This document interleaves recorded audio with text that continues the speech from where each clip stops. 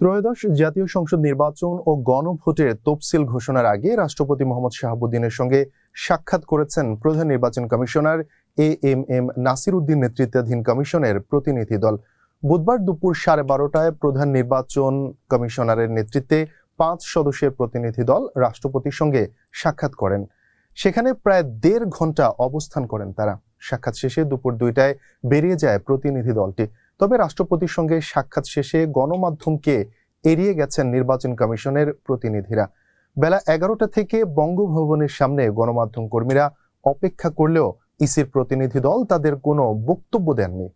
রেওয়াজ অনুযায়ী তফসিল ঘোষণার আগে সব ধরনের প্রস্তুতির বিষয়ে জানানো হয় রাষ্ট্রপতিকে।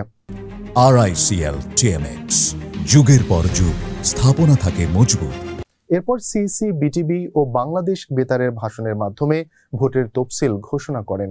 বুধবারই আগারগাঁওয়ে নির্বাচন কমিশন ভবনে সিইসির ভাষণ রেকর্ড করার কথা রয়েছে। সকাল থেকেই আগারগাঁওয়ে নির্বাচন ভবনের আশপাশের নিরাপত্তা ব্যবস্থা তুলনামূলক জোরদার করা হয়েছে।